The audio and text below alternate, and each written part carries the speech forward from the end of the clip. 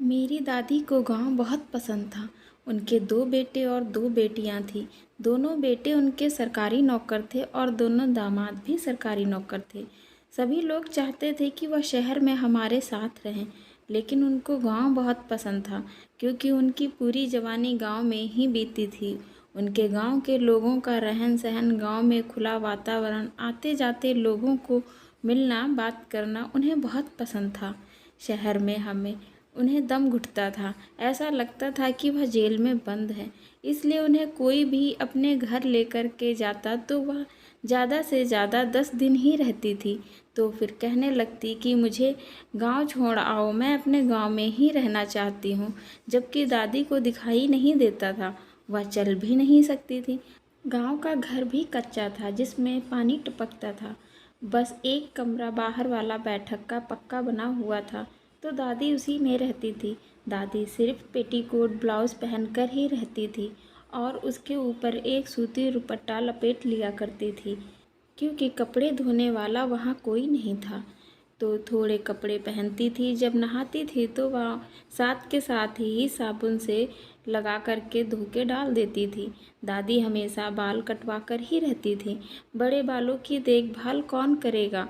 वह अंधी थी और इसलिए बालों की ज़्यादा देखभाल नहीं कर सकती थी।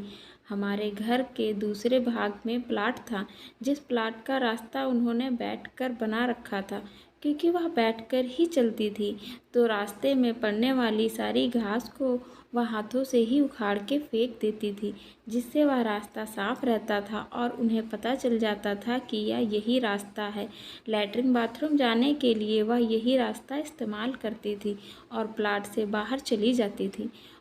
पीने का पानी भरने के लिए वह किसी भी बच्चे को 2 रुपए दे देती तो वह पानी भर के ला देता था और साथ में नहाने का भी पानी भर देता था, क्योंकि कोई भी जाता घर में से तो उनको कुछ न कुछ पैसे दे कर के ही सभी लोग आते थे। इसलिए दादी के पास हमेशा ही पैसे रहते थे। साथ में आटा और चावल भी घरों से पहुंच जाता था। जब भी उनके बड़े बेटे के घर से कोई आता या छोटे बेटे के घर से कोई आता तो ज़रूरत का सारा सामान उनका पहुंचा देते थे। थोड़ा सा आटा पड़ोस में दे करके वह रोटियां बनवा लेती थी और सब्जी वह खुद ही दे देते थे। इसलिए दादी को गांव बहुत पसंद था। हर एक चीज़ को खाने का उनका मन करता वह मांग लेती थी, क्योंकि उस गांव में उनकी कुछ बहुत ही पुरानी पक्की सहेलियां भी रहती थी, जो हमेशा आते जाते चक्कर लगा लेती थी। इसलिए उन्हें पता था कि किसके घर में क्या है और जो कुछ भी खाने का मन करता था वह उन लोगों से मांग लेती थी। उस गांव में वहाँ चप्पे चप्पे से वाकिफ़ थी।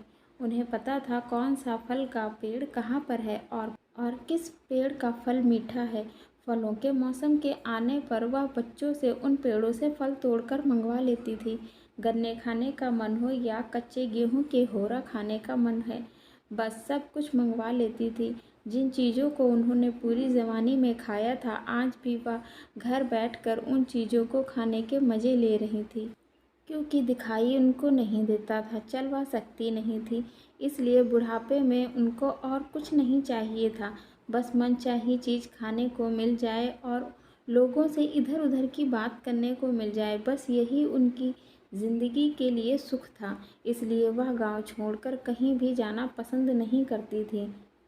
उन्होंने अपना आखिरी वक्त गांव में बहुत ही मनपसंद ज़िंदगी के साथ में जिया।